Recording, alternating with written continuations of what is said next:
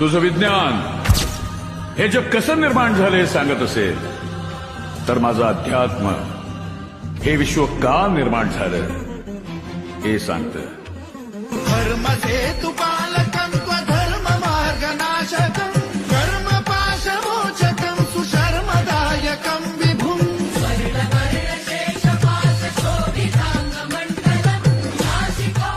भिवू नका, मी तुमच्या पाठीशी. भैरवं